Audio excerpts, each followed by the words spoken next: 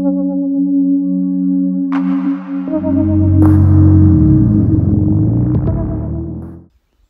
viena graži diena. Saulės gal nėra, tiksliau jinai yra, bet debesys suslinkę. Ir jaučiu gyvenimą. Kaip tu jauti savo gyvenimą? Ar tu užduodi tau tokį klausimą, kas tas yra tavo gyvenimas, koks yra pojūtis? Kaip aš jį jaučiu dabar, kaip šiandien aš jį jaučiu? Anksti ryte atsikėlęs aš darausi savo procedūras, keliuosi bet kurią dieną anksti, ar tai būna 5, ar tai būna pusė 5, ar tai būna 5:30, pagal situaciją kartais priklauso. Tai yra ankstyva, man ankstyva ir vasara, ir aš matau gyvenimą ir jaučiu gyvenimą visiškai kitaip. Dar nėra tos energijos kažkokios tai įdienojusios, net ir čia pas mane toje trobelėje miškuose, bet energija rytinė yra kažkas tai tobulo, kažkas išskirtinio. Aš ją prisipratinau tą ankstyvą rytą ir tai geriausia, kas gali atsitikti. Ir kaip aš tada matau per tą ankstyvą atsikėlimą ir gyvenimą, ir kaip aš jį jaučiu, ir kaip aš jį suprantu. Aš tiesiog matau, kaip viskas aplinkui vyksta. Turiu pokalbį ankstyvą šiandieną ir kalbėdamas, gerdamas arbatą, žiūriu pro tą langelį, apmusijęs tas langelis, dar vis nepakeistas, bet bėga viena stirna, prabėga pro šalį, antra prabėga, trečia prabėga. Paukščiukai kažkokie varnėnai prie pat lango, tenai savo kirmeliukus rankiosi. Tu galvotum, kad tai yra visiška nesąmonė, nereikėtų gal net to pastebėti, tai yra nesvarbu, o aš tai pradedu pastebėti. Ir ką aš dabar pastebiu, aš ateinu iš ryto pasportuoti į lauką, į savo vietą, kur aš čia pasidaręs laukės tą sporto savo klubą, aš matau, kaip auga ir didėja obuoliukai ant medžio. Kaip jie keičiasi, kai ką tik buvo žiedai, o dabar jie jau yra iš mažesnių į pavirti didesnius obuoliukus. Matau agrastus, kurie pas mane noksta ant laukinio agrastų krūmo. Matau gėlės, jonažolės, kurios dabar pradeda žydėti labai gražiai, daug spalvų, daug kitokių žiedų atsiranda, lubinai baigia nužydėti.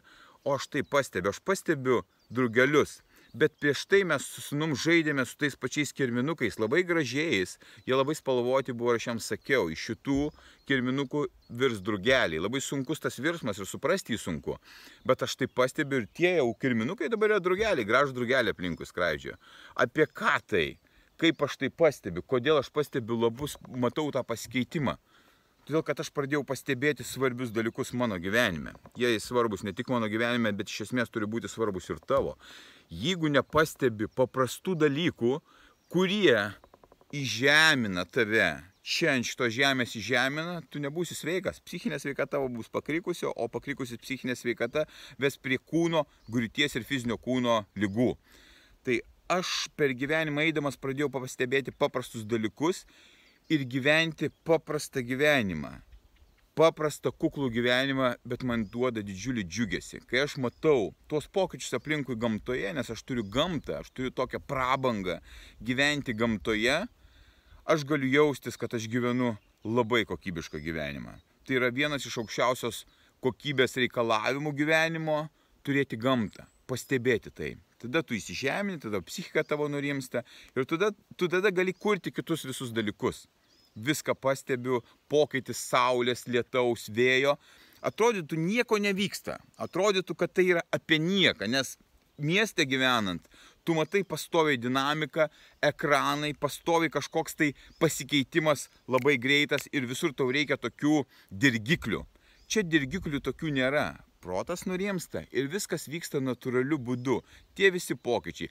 Neužilgo ateis ruduo, lapeliai keisis, bet medžiai tie patys yra. Tik tai šiokie tokie nedideli pokyčiai vyksta.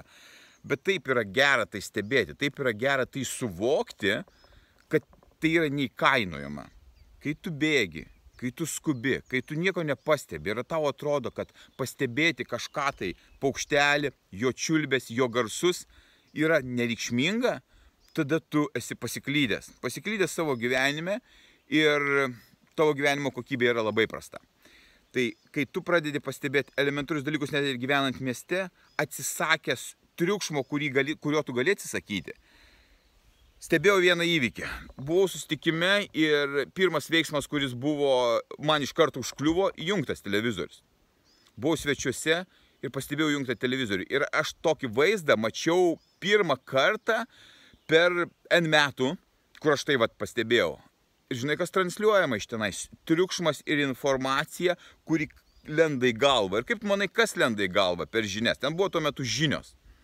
Ogi visas neigiamas brudas, koks jis gali būti šitame pasaulyje. Su visais tais karais, ten kur kažkokią pirmenybę užėmė, kas su sportu susiję. Lygiai taip pat manipuliuojama žmonėmis, jų psichika, jų protų, jų gyvenimais, tai yra tavo gyvenimais. Per teliką, per plokščią ekraną, per kalbančias galvas. Aš to neturiu savo gyvenime. Aš turiu tikrus pačius tikriausius dalykus aplinkui. Ir tie žmonės, kurie žiūri į tą ekraną, klausosi viena dalimi, jie gauna patvirtinimą, kad tas gyvenimas yra neteisingas, jis yra toksai komplikuotas, varo į baimę ir tu tampi baimės vergu. Aš baimės neturiu. Atsisakiau bijoti, atsisakiau tai, kas gali įtakoti ir bijoti mane, tai yra informacija iš šalies. Ir aš patiriu gyvenimą, aš jaučiu gyvenimą. Aš mėgaujuosi to gyvenimu kiekvieną akimirką. Kartais pas mane nieko nevyksta, kartais paprasti dalykai vyksta, bet aš, kai matau, kad nieko nevyksta, aš jaučiu, kad jis vyksta gyvenimas, aš gyvenu, aš tą dieną gaunu gyvybę, savo gyvybę, kvėpuoti, matyti, eiti, girdėti ir jausti. Ir aš tai labai pradėjau vertinti.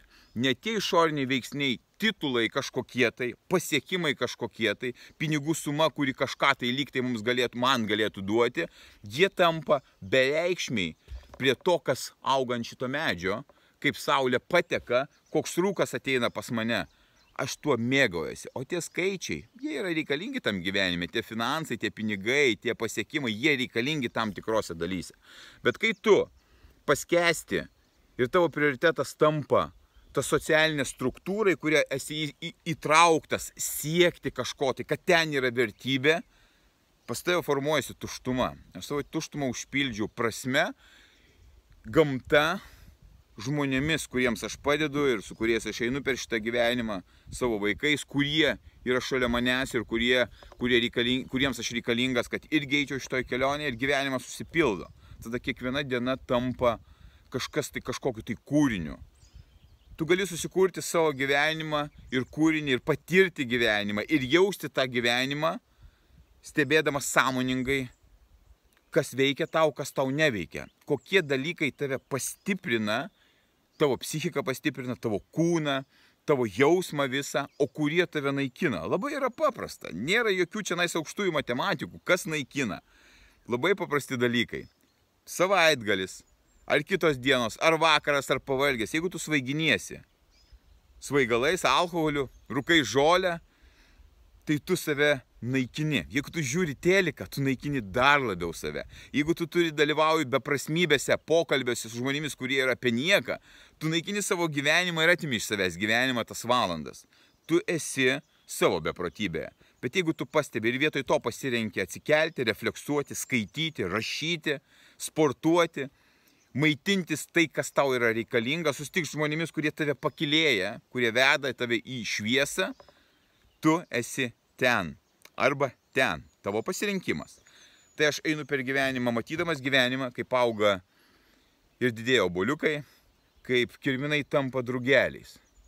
Tau tai gali atrodyti nereikšminga, bet tai yra vienas iš reikšmingiausių dalykų - stebėti, pastebėti paprastus dalykus ir jausti džiugesį šitam gyvenime. Būk stiprus.